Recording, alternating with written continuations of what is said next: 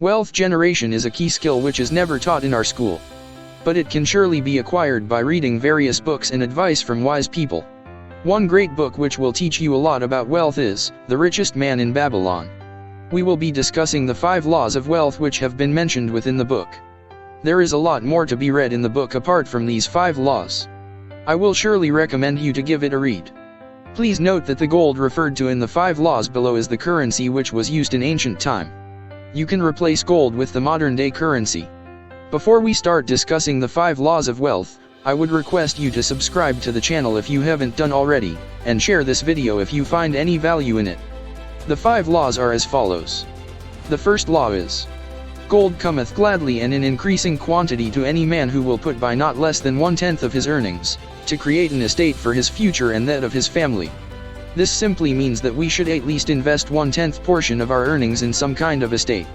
An estate can be stock market, mutual funds, fixed deposits or even real estate. 1/10 is the minimum which we should invest, and we can always invest more than 1/10 if we can manage our expenses. Second law states that, gold laboreth diligently and contentedly for the wise owner who finds for it profitable employment, multiplying even as the flocks of the field.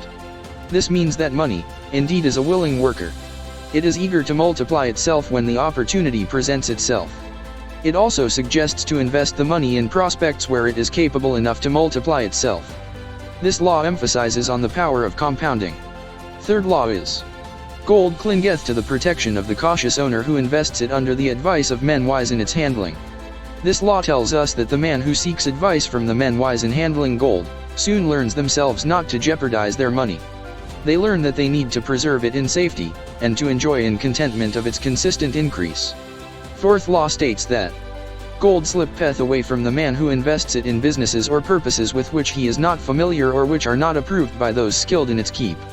This is a very important law, which means that, if a man has money and he is not skilled in its use, many uses may appear for it that will seem profitable. Too often these are fraught with danger of loss, and if properly analyzed by wise men, show small possibility of profit. So we should either obtain substantial information about the subject and analyze before investing our money in any prospect. We should also seek advice from the specialized people in those fields who have more experience than us. It's better to learn from other people's experience than to pay a price ourselves to learn it a hard way.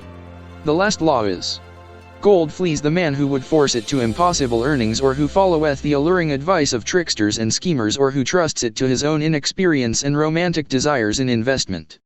This law states that fancy propositions, or you may say get-rich-quick schemes, comes to all men. We should be very cautious of such schemes and try to assess each propositions and also seek advice from wise men. We should not fall for these schemes blindly, which will only result in depreciation of our wealth. These were the 5 laws of gold from the book, and I would surely recommend you to give it a read. There is a lot to learn related to wealth. I am sure this video would have given you some knowledge as to how you can preserve your wealth and help it multiply like the flocks in a field.